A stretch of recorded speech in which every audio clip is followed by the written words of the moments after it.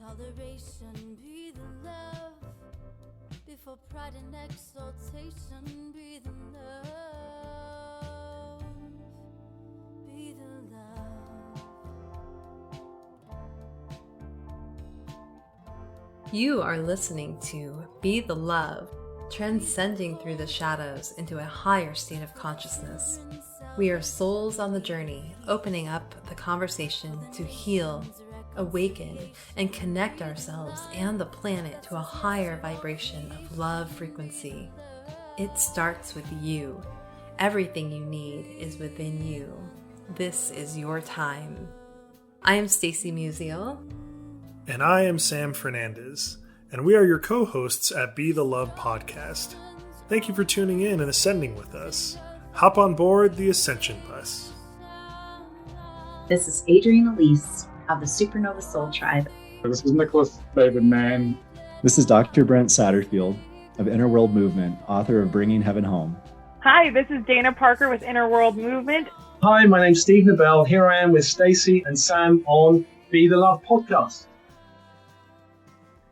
Hello and welcome to another episode of Be the Love, transcending through the shadows. I am Stacy Musial and a soul on the journey. And so thank you so much for tuning in this week. And if you've enjoyed listening to our show, we'd be so grateful for a 5-star written review on iTunes. Reviews really help our show become more visible and spread the word to others.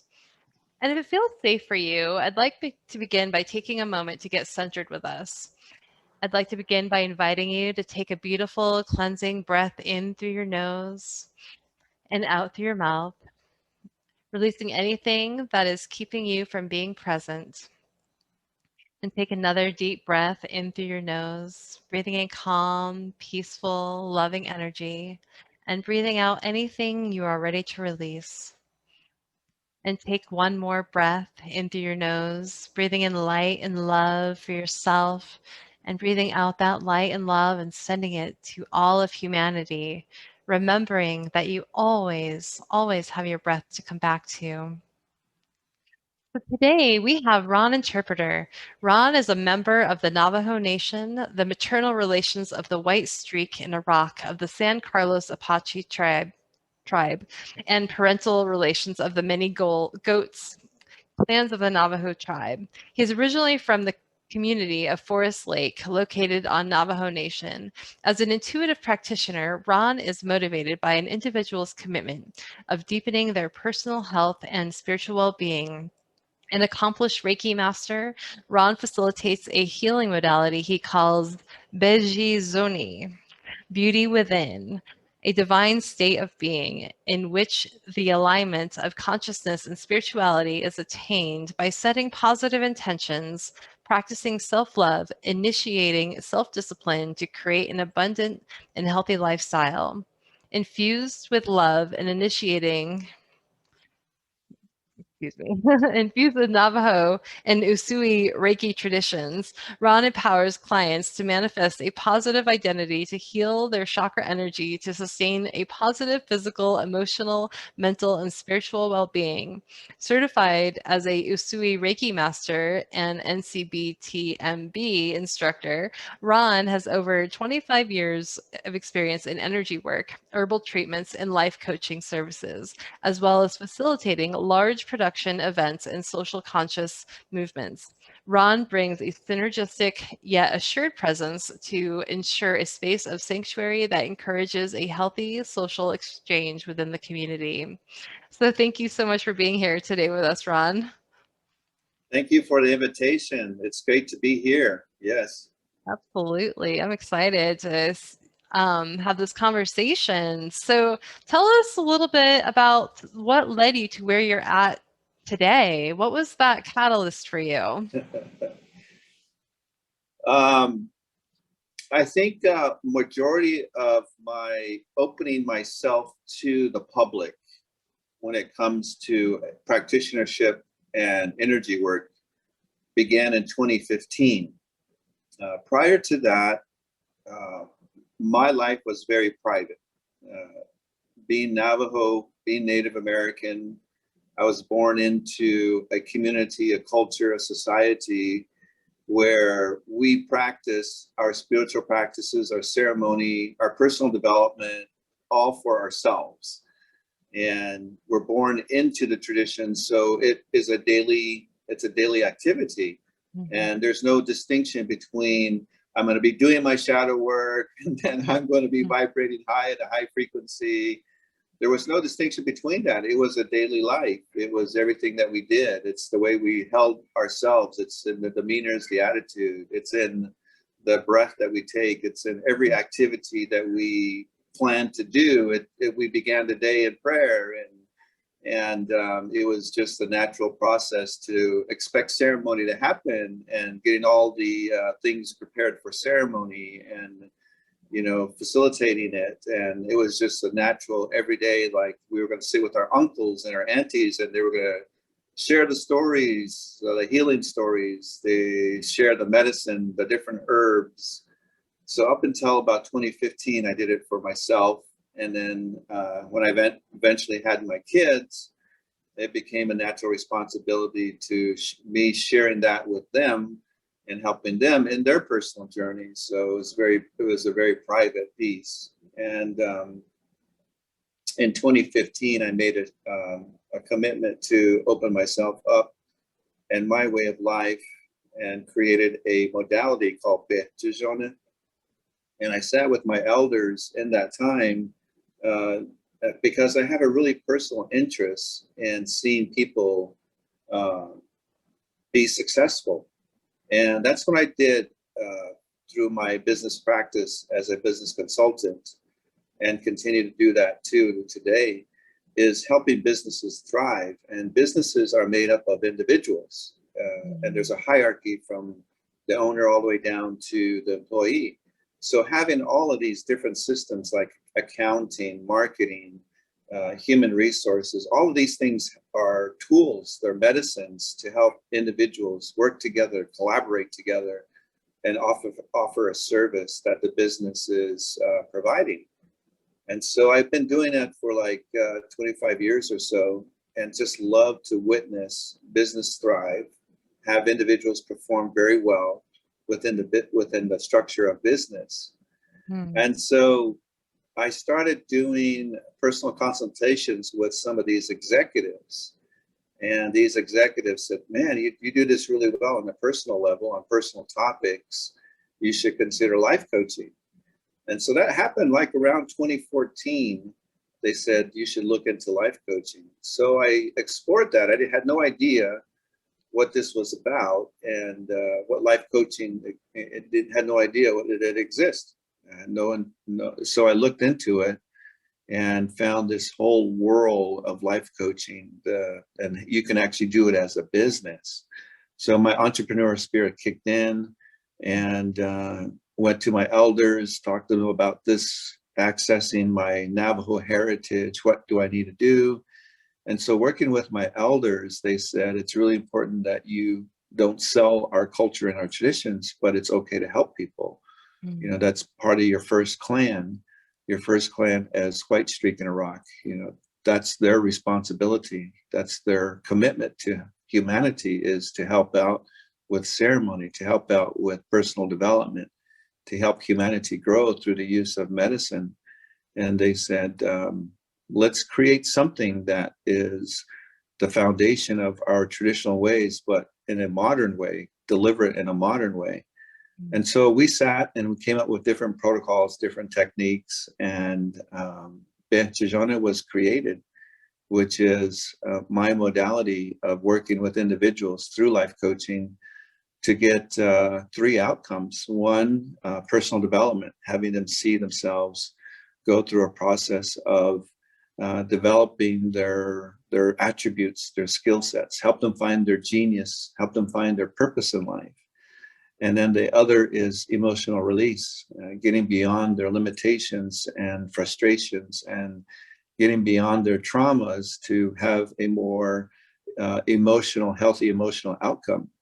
And then the third is spiritual awareness, helping them gain a sense of awareness, having those beautiful aha moments and seeing them realizing they're bigger and aligned with the universe. So it's three things so that's what Beeh Ji Zhoni is about. And I went and got my certification through life coaching and also Usui Reiki. So the inspiration is really coming from me as an individual, being born into a way of life, being born into a way of existence, the spirit behind my ancestors and their teachings, and the way of life of how I lived growing up and going to college, being an athlete in college, and eventually being a business owner and being a father to three beautiful kids. So that was the inspiration, and that's how I come to this. Is I love to witness humanity change. I love to witness individuals aspire to things that they want in their lives, and so that's kind of how I came to it. And it all happened in 2015 when I opened up my personal life coaching business called Beeh Ji Zhoni. And from that, I started marketing and advertising. And to this day, I do one-on-one sessions. I do group sessions, and I also host retreats all over the country. And so that's what brought me to doing this. That sounds like such a beautiful journey.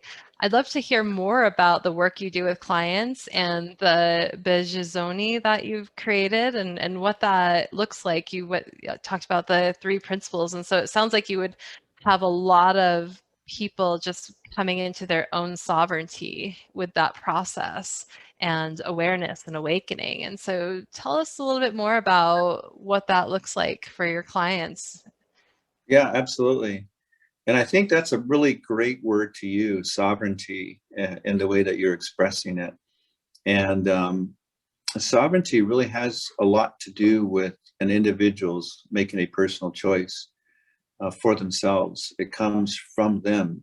And sometimes sovereignty is also not making those choices by ignoring, the things that are happening in your life, and denying the existence of what needs to happen. So it comes out both in a healthy way and also in a unhealthy way. But the point is, it comes from you. And so so sovereignty is a really good way to look at this, and it also is the foundation for Beeh Ji Zhoni, and that translated into English is called beauty within.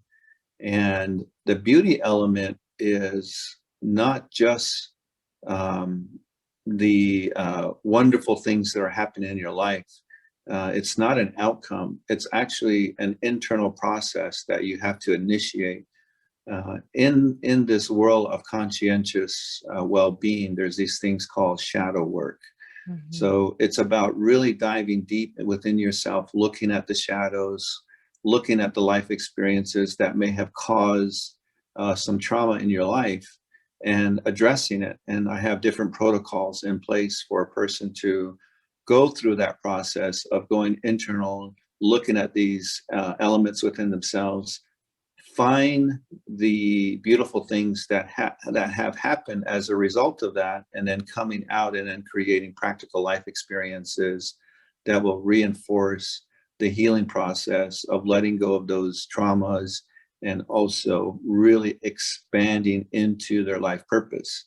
And so in Navajo traditions, we have to find the alignment between the things that have been unhealthy for us and the things that are healthy.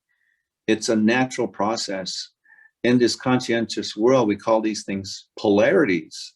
Polarities exist, So a good example of a polarity would be right and wrong, good and bad. We also talk about our heart and our mind. We talk about our spiritual body and our emotional body. It's represented in the universe in terms of Mother Earth and Father Sky. You have the East, you have the West, you have the North, you have the South.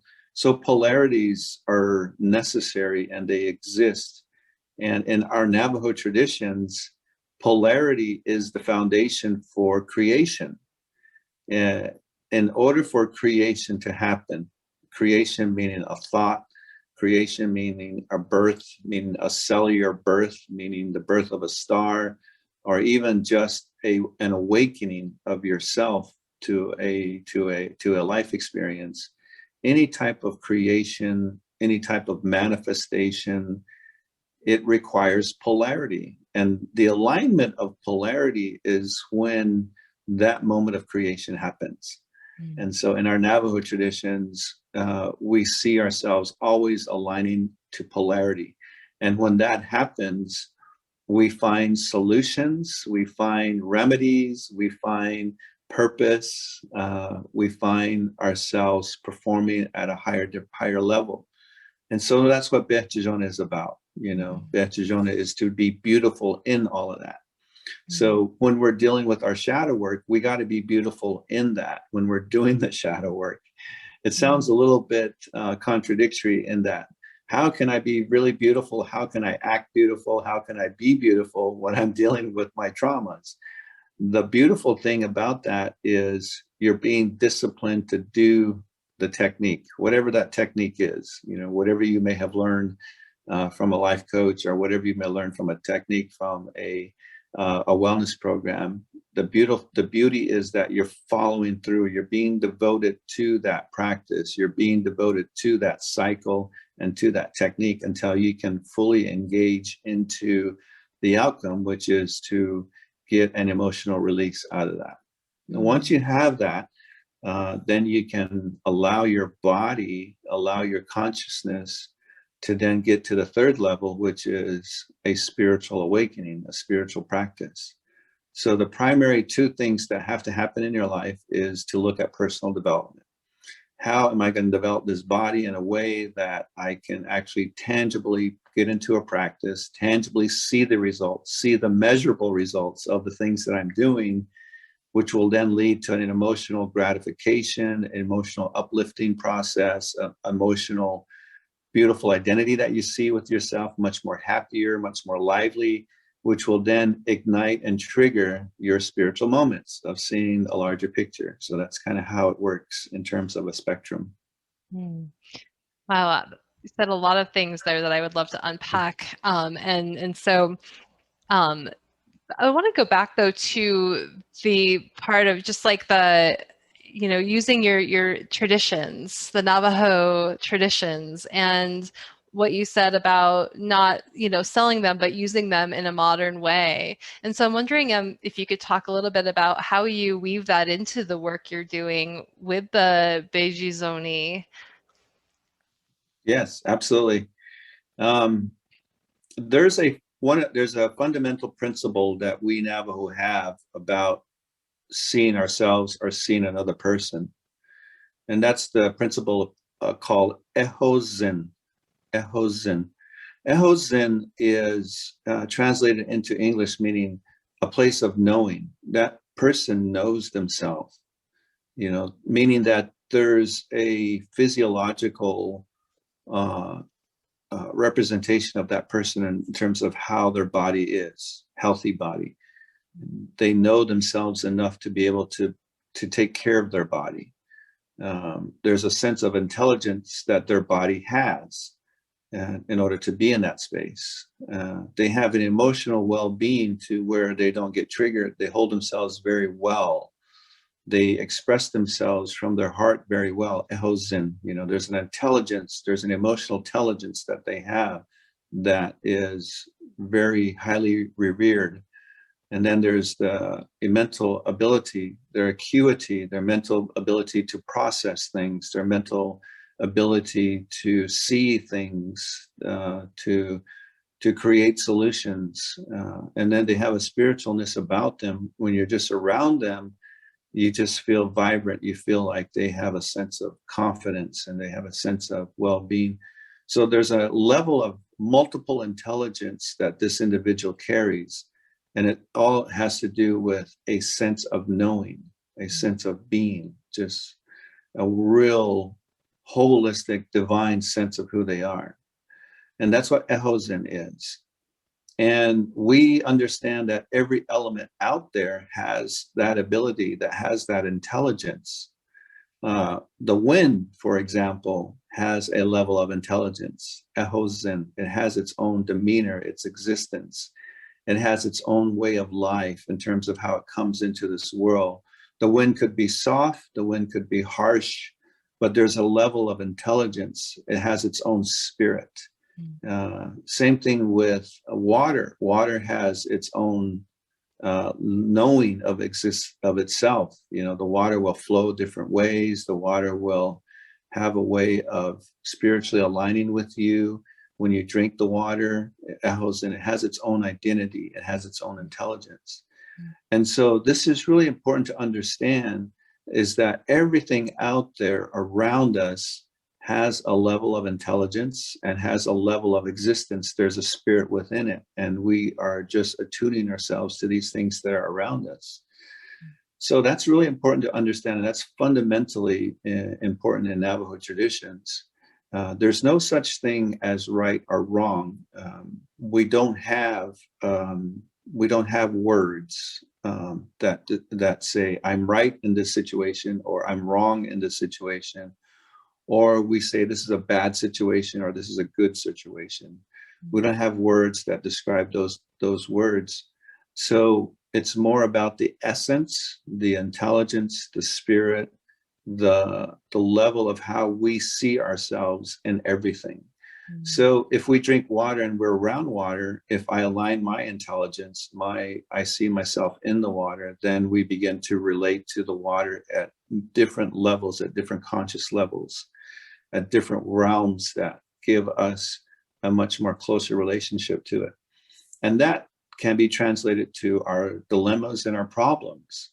If we see that our problems have a level of intelligence and they have a level of spirit, even though we have chosen ourselves to compromise ourselves to be in that situation, even though we have put ourselves in that situation, or maybe it was pushed onto us, whatever your perception is, maybe it was placed on you, somebody put you in that situation and became very unhealthy. That experience alone has an intelligence that if you look at it, you will learn a lot about yourself. You will learn a lot about things that you may have done to compromise yourself to be in that situation. And then that intelligence will feed into your well-being. You learn from that experience, and then you breathe into it different practices. You learn your lessons. You let go of the trauma. You get into an emotional state of being, of seeing yourself larger than life. So that's kind of in a general sense of how we see things and how we operate things in that way. Sounds really beautiful. I wonder, can you speak a little bit more about maybe how might one begin connecting with those different elements? Like is it an element, like if they're attracted to water or the earth, or is there like fire, or is there something that someone can do to really embody that? Yeah, absolutely. So a lot of these ways of how we relate to things in the Navajo traditions is, we call them clans. You mentioned in the introduction that I'm related to the white streak in the rock and the mini goats. So energetically, built over centuries, the Navajo people have understood clans as a way of describing the spiritual essence of the individual. And these clans are representative of different elements within the universe. And so that automatically tells us that we have a practical DNA, or we have a practical physiology relationship to these elements that are out there. So this is a form of what they call a zodiac in modern traditions. So depending on what gravitates to you and depending on how you see zodiacs in your life, you have, for example, astrology. A lot of people get into the birthing astrology. Like I was born in August, so I'm a Leo. And so Leos have a certain characteristic, they have a certain way of life. So you read into those zodiacs as to what energetically you're identified as well. So that's one way that a person can really learn and understand their relationship to these elemental things that are out there. And these different zodiacs, and different traditions have them. Another one would be the Mayan calendar. A lot of people will use the Mayan calendar to determine their livelihood, their lifespan, and also it goes into details in terms of how elementals are related to them in that way. And some people will use the chakras, looking at the 7 chakras. The 7 chakras will talk about the different elemental representations within their body. And it'll talk about how the body characteristics, the physiology is identified with that, which will lead into the energetic realms and eventually the aura, which is the spiritual realm too as well.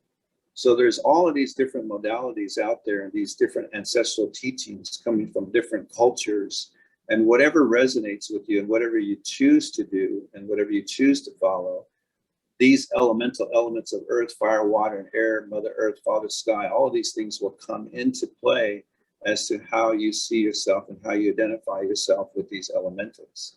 And that's in Navajo traditions. Every human being who has walked on this earth, every ethnicity, every tribe that has walked on this earth has at some point in time placed their hands on this earth and related to the earth, related to the elements, related to the stars. All of us have, all of our brothers and sisters have lineage and ancestral ways of how they saw themselves with the universe and with these elementals. You just got to choose which one that you want to follow. And you don't have to stick with it. You can, the more that you learn about yourself, most likely you'll be expanding and leaving that certain teaching, that certain ancestral way, that certain modality, and then gravitate and go to another one. So, that's just the human experience, is to ever expanding and ever to evolve. So there might be different elements that you resonate with at different stages or phases in your life or whatever you might be experiencing, it sounds like. So if someone's going through, say, like a trauma, or they're trying to transcend that shadow part of themselves, what would be a good practice for them to do in those ways to really connect with, say, the earth or water? Is there a specific practice that you recommend? Yeah, absolutely. Well, there'll be multiple approaches that I would work, and I could use an example of maybe a session I do with my clients. The first thing that I do is I identify what the trauma is triggering for them, and there are basically 2 things that will happen to identify what this is. It may be a life experience, say, for example, maybe a separation, a divorce, a loss of a person through death, that this person will be explaining to me, this is what happened in this life experience. This is the life experience that I have. This is coming up a lot in my life. This at the moment has been the main thing in my life. So we take the journey of looking at that life experience, understanding that's going on. And then we identify 2 things: what emotions are around that and how that affects their identity. So, for example, I can use myself as an example. So the death of my father. My dad died. I was emotionally distraught. There was a sense of loss there. So the emotions that I was fearing were fear, abandonment, loss in that sense. And then from that, it was affecting me in terms of my identity as a man. I don't have a mentor anymore. I don't have anyone that I can talk to who could help me with life experiences, So the identity of being a man, in this life, in this way, a man of the household, a man to, as a father, a man as a professional. So the identity is the idea of being a man. And so I then explore those things, and I start looking at those things and aligning those things using that polarity approach that I mentioned. And then next thing you know, I find out that I am related to these elemental things. So then I get into the personal care, which is doing things around water, for example, using water as a way of baptizing myself and cleansing and letting go of these emotions and rebirthing this new identity of being a man. So a water therapy or water treatment could be ice baths. ice bath really triggers you when you sit inside that. When you're in like 36 degrees of water, talk about all of these emotional traumas of abandonment. You can use that experience to filter out and push out those emotions. And the longer that you're in the water, the more that you become self-sustaining, the more strength that you have, more emotional strength that you have. And then as you come out of the water, then there's a baptism, and all that negative energy is washing away from you. And so you come up with an identity of a new man. You're on your own, a sense of sovereignty, And I find out that my dad really isn't leaving me behind, because he taught me all these things, and I just have to live to the things that he taught me, and he will never leave me. He will always be here, energetically or spiritually. And so that's kind of like the therapeutic approach in terms of how you can use some of these elementals. Another is just drinking water every day. Before you drink water, drink it in the morning. The first thing that you put into your mouth is water. And then we look at Dr. Emoto's teachings of water. So before we drink in the morning, we say our prayer. I ask for a beautiful day. I ask for abundance in my life. I ask for all of these opportunities to be in my life. I ask for a day of productivity, that my body will show up, my attributes will show up, my characteristics will show up in a healthy way.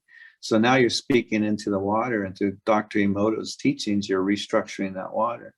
And then now you drink it. Now you're breathing in the water, the newness into your body, which will cycle through your body.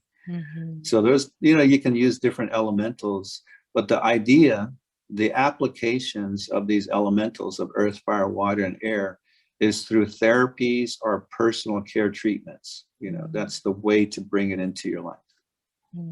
So really finding that personal connection, that makes a lot of sense. I think, just working with the water element, it is like a very emotional element, as it's flowing, and then but being able to, purify yourself. I know when I am, in a place, I, go in water, and it just feels so cleansing and, just beautifying and just releasing, and it helps me to find my flow again, get back into the flow of life and letting go. So, and same with earth, and I'm really connected with the earth element. So, when I go out into nature or at a park or wherever I can find, find the tree or some grassy area, and just really ground down on that and really connect my roots to that. And so that can be just very grounding and healing. So absolutely. I'm wondering if you could talk a little bit about your experience with plant medicine and how you've used that for also maybe healing the shadow and going into some of those deeper places. Yeah, absolutely. I tell people all the time that everyone is practicing plant medicine. You're practicing it. The kids are practicing it. Everyone is practicing plant medicine, in the sense that we're looking at the plant kingdom, and we're all having a salad. We're all having some form of plant-based meals. The thing that makes the difference is the conscientious approach that we have with that element or with that item. There's a spectrum that we follow. We have the everyday practical use of plants. And then we have the plant spirit medicine, which is the mind altering substances that we eat that are plant-based. But they're all one perspective. They all come from one area, one kingdom. So if you want to do a cleanse, there are a lot of teas out there that you can do to cleanse your gut, to heal your gut. You can actually put in a plant-based cleansing system of eating clean and getting out heavy proteins, meat proteins, and then replace it with plant proteins. That is working with plant medicine to help cleanse your gut, to help cleanse your body, to help cleanse the entire energetic element of your existence. So you can do a 20-day cleanse with plant medicine, you know, in that sense, in terms of a diet or a nutrition. Are there Currently, sorry, yes, are there certain plants that you recommend for cleansing the gut? absolutely. There are so many out there that you can do. One in particular would be, they call it bear root. In Navajo traditions, I'm looking at the geography of where I come from. And depending on where you're growing up, see, your body is a manifestation of the environment that you grow up. So depending on the geography of where you're from, you want to be able to reach out to that particular geography to retain the cleansing and how your body interacts. So in Navajo traditions, and Navajo, and majority of us Navajos are coming from a very specific geography, a certain area where plants exist, certain types of plants. You know, there's certain sage out there, there's certain teas, there's certain herbs, there's certain plant medicines that are out there that we use for personal care, for dieting reasons, things like that. And bear root is one of those. So we would turn that into a tea, and it won't be mind altering, but it will help cleanse your body and things like that. So to my point, there's a lot of apothecaries out there that people can have access to. Everybody is doing plant medicine at one way or another. The ones that most people are really interested in are the mind altering psilocybin type of plant medicine. So that's the only way that they see and understand that they're actually doing something around shadow work. But in reality, if you do a gut cleanse, you can actually metaphorically, meditation-wise, energetically work on your shadows by using and cleaning out your gut just through a 28-day Dieta or a diet nutrition plan that you can get off of YouTube. There's so many of them out there. But the other, of course, that we're talking about, which is the most common, is looking at plant medicine in terms of mushrooms, you know, peyote, ayahuasca, yahe, all of these different plants that create a mind altering adjustment to be able to ascend you to a different level so that you can see things differently and experiencing things differently. So don't get caught up in the idea that there's just only one type of plant medicine. There's a whole spectrum that we can use to deal with shadow work and adjust shadow work. A good example of using a 28-day or a 30-day diet, a whole plant-based diet with shadow work, is you start losing weight. And that could be inspirational. The end result is you're losing weight, and then you can deal with your shadows. Maybe a shadow could be self-confidence. And as you lose the weight, your body changes. It loses the weight, and you're getting more confidence in your ability. Maybe you overlap that with a physical fitness program as you do the whole plant-based diet, that you're starting to see your body gain muscles. So now you have more health. Maybe then you integrate Epsom salt baths into that process. Now you're adding the elemental elements of water. And so everybody is always using plant-based therapies, plant-based approach to deal with their shadow work. People just have to understand that it's not just doing the psychedelics, it's the everyday meals that you can do as well. Absolutely, because plants are medicine. Plants are, you know, food is medicine, and I think plants, you know, we have a relationship with those plants, and as we build that relationship, we're going to receive what we need to from them. And I know for me, like whenever I've done a cleanse, or you know, and I've been plant-based for a very long time now, and you know, when I do maybe juice cleansing or do, you know, just whole foods plant-based, very clean eating, I tend to lose, you know, weight, and I, you know, will cleanse through some of the toxins, but then that emotional release starts to happen too, because then I start to go through, you know, that some of that darker stuff that will come up naturally as you are going through that cleansing process. Absolutely. Absolutely. Yeah, and so I'm wondering too, like if you could talk about the dietas. So you mentioned that, and the way I've understood it is eating one plant and really forming a relationship with that one plant for an extended period of time. And it sounds like there might be, other ways to do it, maybe all plant-based, or is that what I was understanding? Can you talk a little bit more about that? Yeah, a dieta or a diet. A dieta comes from our brothers and sisters in South America, the Brazilian, the Peruvian, those individuals out there. It's just a word that they use. It's within their language, which is dieta, Spanish word. Translate that to English, it's just your diet. So a dieta, you can do a dieta around something as simple as mint tea. And so what that happens is you're creating a reverent and emotional and a psychological deeper relationship with that plant in that time frame that you're doing it. So a good example is if you do a week-long dieta with mint. You can put it in your salad as a whole leaf product. You can do it as a tea. There's different ways that you will work with it. What makes it a healing experience is if you look deeper into it. So maybe you start looking at what are the healing properties. You can get on the internet and Google healing properties of mint. Now you're reading about these different healing properties. Now you're opening a level of intelligence. The plant is opening its intelligence through you, through these different resources.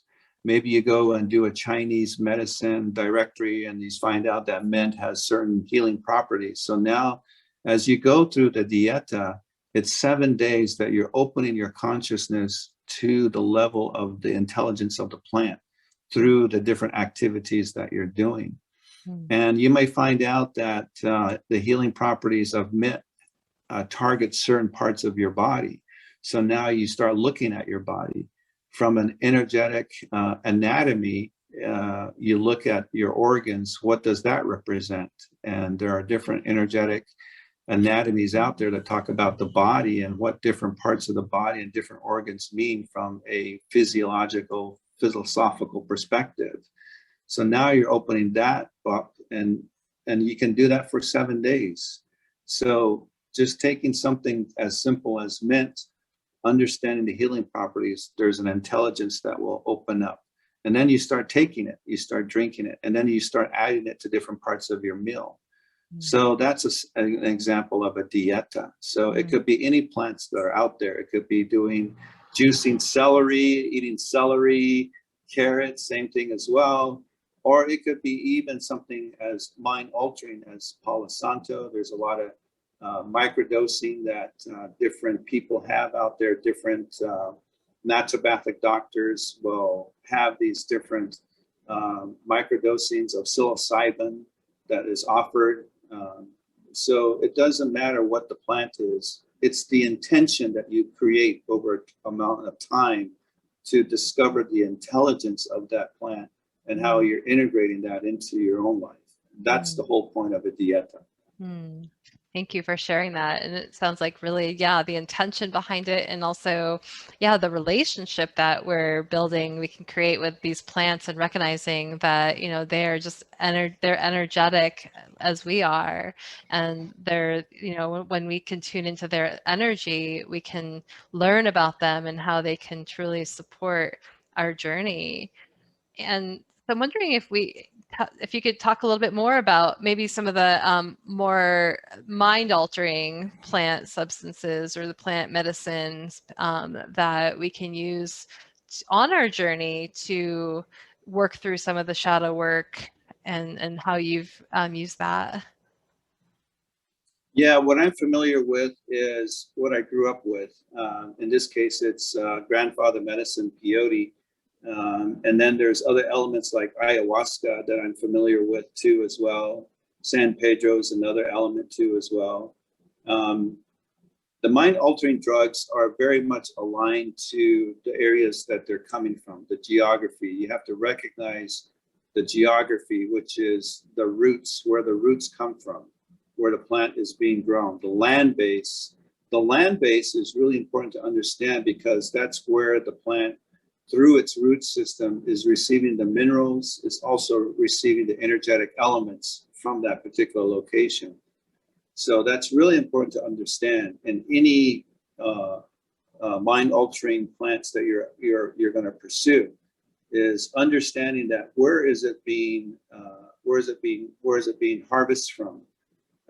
Because where it's being harvested from, there's an environment that supports it. It's drawing and it's creating its level of intelligence and existing from a very specific place. Very much like you and I. If we were born into New York City, then we're going to be attuned to New York City, but we may be moving later in life to a different location. You know, say to Colorado. There's a huge energetic difference and a physiological difference, environmental difference between New York and Colorado. But you have to know that that's where, you know, Ron Interpreter originally came from. As an example, it's from New York City. So there's an energetic element, there's a life pattern, there's a way that New York provides that sense of who I am. Then I get moved to a different location, and then I have a different experience there as well. Same thing with plants.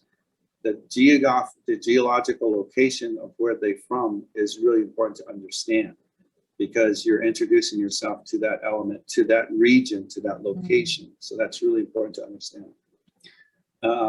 Plant medicine, depending on what you take, from the experiences that I've had, the ayahuasca, for example, the grandmothers, the reason why they call it the grandmothers is because it creates a motherly response. There's a motherly response when you take that. So when you think of a mom, you always think of somebody that's nurturing, that's fostering, that grounds you into a very, very place of knowing.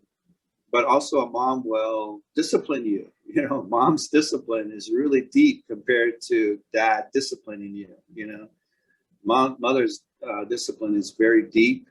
It's very soulful, and you will experience it much more stronger than you would in any other situation. So when you take the ayahuasca and if you choose to do shadow work, your experiences are going to be really deeply felt and very, very energetically altered in that way. So you have to look at the characteristics of that medicine.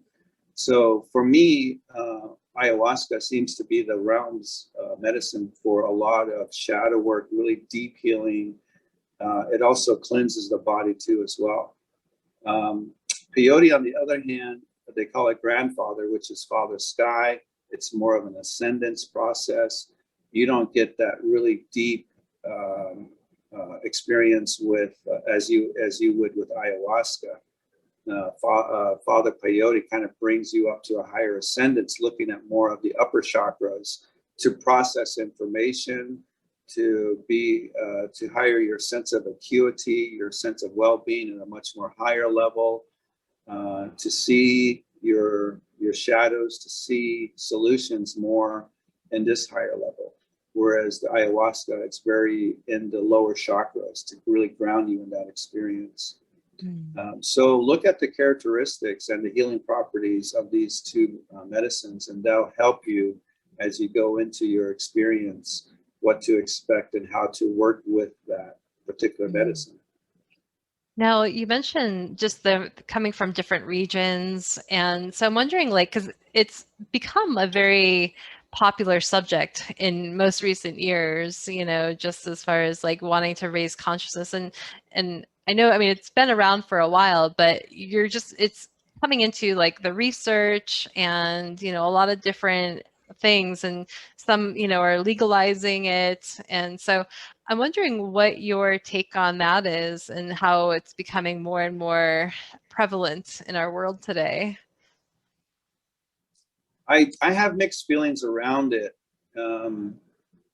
but ultimately I do see the benefits. I see that it's a movement, it's a consciousness of opening a much more deeper relationship, a much more organic, natural pathology of providing therapies for individuals to expand themselves rather than working on manufactured products and manufactured remedies for the individual to take, which would be contradictory to the natural cycle, the natural physiology, the cellular structure of the body.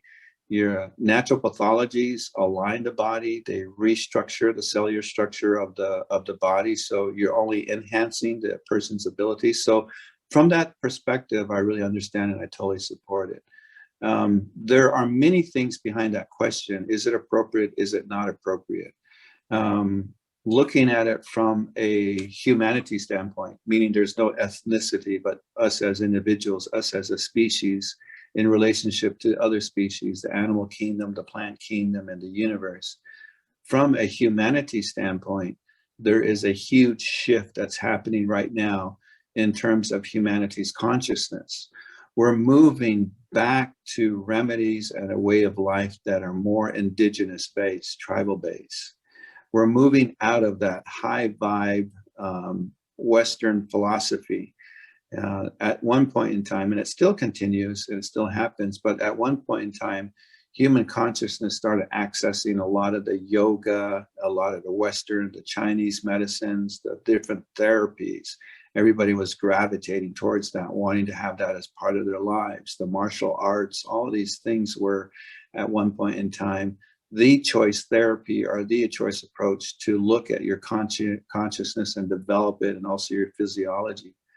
But what's happening now is people are now wanting more of an indigenous-based and earth-based approach, a natural pathology approach to their well-being, from a mental, emotional, and a spiritual well-being. So who are they going to go to? Well, they're going to go to a lot of the indigenous traditions, a lot of the earth-based traditions, to access this information, to access these theologies, to access these different medicinal plants. And so now you're having a huge shift of populations of people wanting to access their ayahuasca experience, their peyote experience, their different therapies that are offered from indigenous tribes. And so the behavior of that goes into consumerism. So now people are not really taking the time and the energy to understand the ancestral teachings from these. So a person could go to an ayahuasca experience, not giving themselves an opportunity to learn the history of the medicine, to learn the ancestral ways of how these medicines exist. They just go for a weekend. They have this euphoric experience, and now some of them become practitioners, but leave out the ancestral teachings. They live out the ancestral relations. They may not work with somebody who has a lineage within that tradition to learn about the medicine. That is all left out. So now we get into consumerism, the philosophy and the behaviors around, I just want to consume this for the betterment of who I am. And I'm then going to integrate that into my social structure, into my economic structure, to be able for it to benefit me.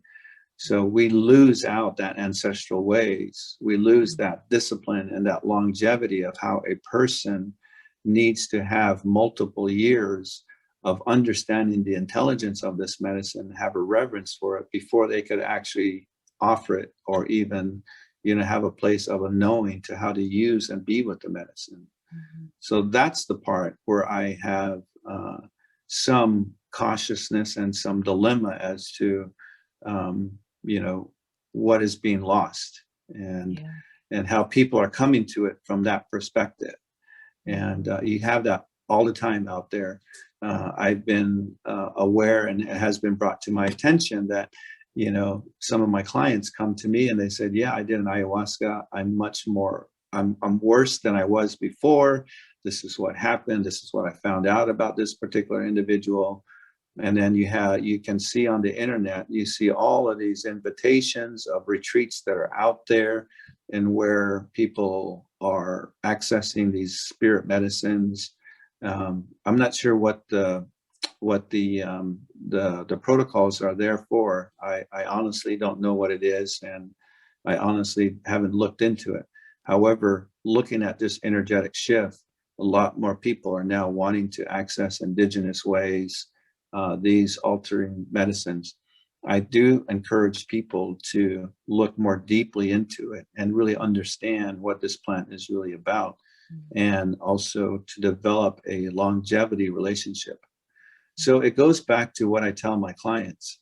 You can create therapies in your life to where you're creating a lifestyle, which is the next trend or the next thing that you want in your life. Or you can bring these therapies in your life to create a life practice.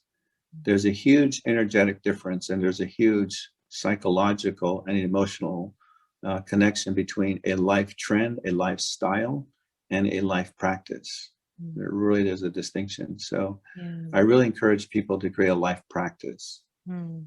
I think that's really, there's a lot there, because I think, coming in from the Western mindset, that consumerism, that more is better, that, that whole shift, or that whole mindset.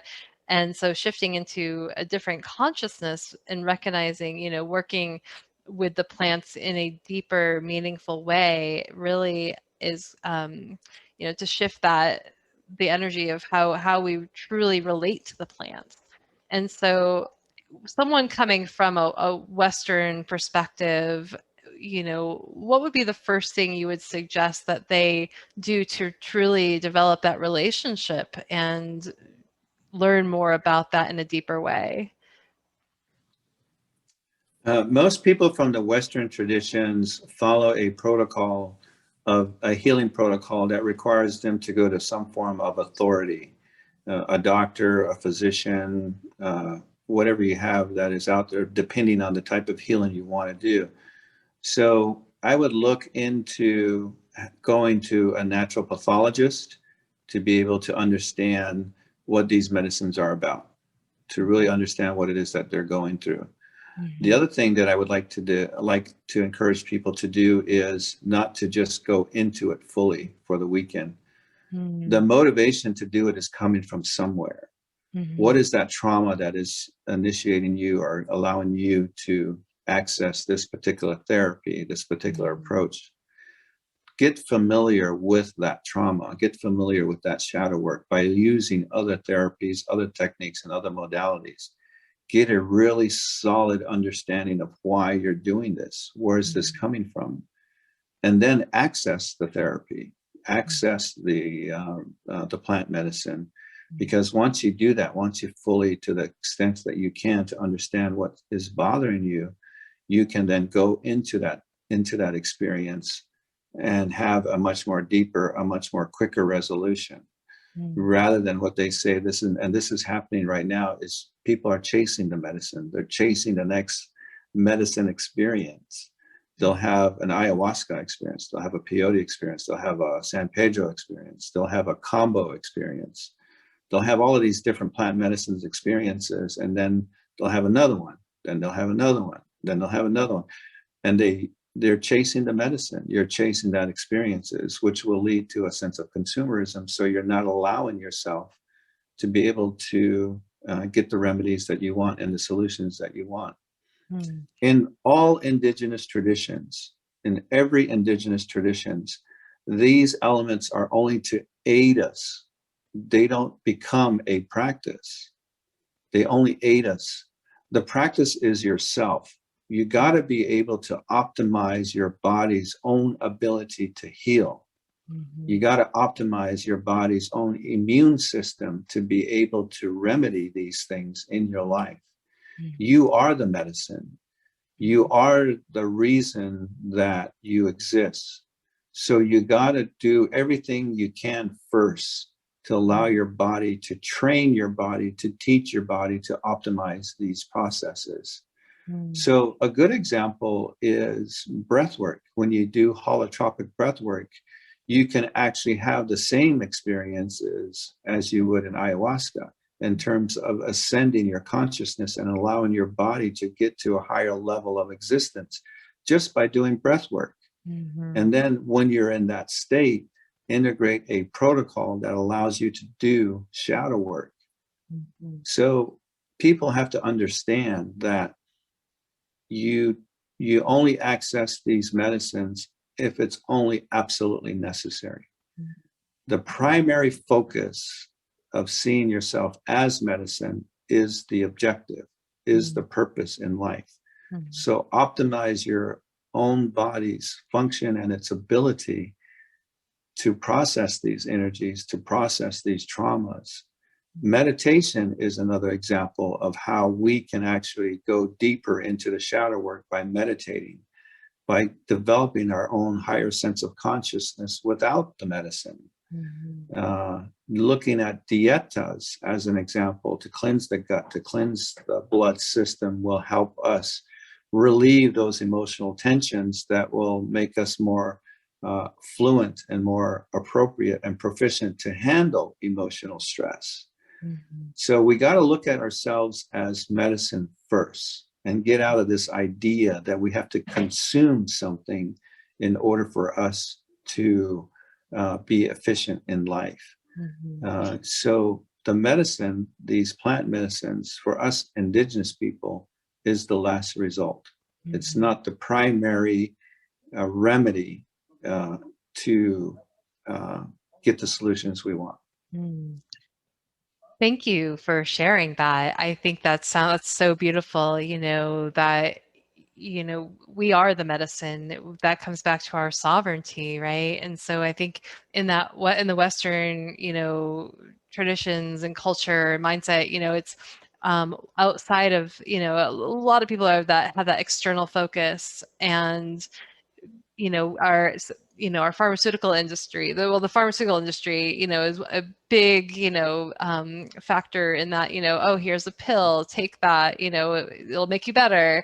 And so I think that comes into play with, the plant medicine where, it's outside, I'm going to take this and, that's going to be the remedy. But finding other ways also, and recognizing there are that, like breath work. And I actually just spent all last week, I went to a Joe Dispenza advanced retreat, most life-changing, event that I've been to ever. But I just spent like 36 hours in deep, deep meditation. And I came back just feeling so high on life. I was just, my vibration was high. I was just like energized. I learned these meditations to open up my pineal gland, and, just all my chakras were just like, and they still are, I still feel the vibration from that. But that's just another example of, we don't have to go to the plant medicines, but it's a tool on the journey, a tool that we can use if needed to maybe go deeper to where maybe sometimes even those blind spots we can't always see, or maybe there's a situation that we might need some support with. But I love that you said that we are the medicine. That is just such a beautiful heart opening, when we really connect to that message, that's really beautiful, really powerful. So thank you for sharing that. Yeah. So, so Ron, is there anything else that you would like to leave our listeners with that you haven't shared, or anything about any last final thoughts? It might be just more of a summary of what we discussed today, and going back to the modality that I teach, which is Beeh Ji Zhoni, and ending with the idea that we are the medicine. There's a intelligence that our body carries, from a cellular structure all the way up to the physiology that we have right now. And in that, there's an intelligence to help heal ourselves. And we got to start with that first. We got to start looking at how we have to optimize our body and our body's ability to function in a very healthy way, and only use external remedies as a solution for what we can do for ourselves, and really push our body to the limit to create its own intelligence and its own healing. And so there's an automated system that we have, and our body is medicine. There's a level of intelligence that's so beautiful, and we got to spend more time getting familiar with our body and what it can actually do for us. And then just to reiterate what we talked about earlier, in that, there's a conscientious shift that humanity is having. And we got to be able to see ourselves larger than our own existence, larger than our own personal life and our relationships to family, that we are on this conscientious shift, that humanity is moving forward, it's ever expanding, and it's getting connected to the natural earth, the natural remedies that are out there. And so we got to bring it into our personal care. We got to bring it into our life. We got to bring it into our way that we see things. And we got to bring it into the way that we relate to the world and have a deeper and a much more conscientious understanding. So we got to, we got to be encouraged that humanity is moving in this direction. That's beautiful. Thank you so much.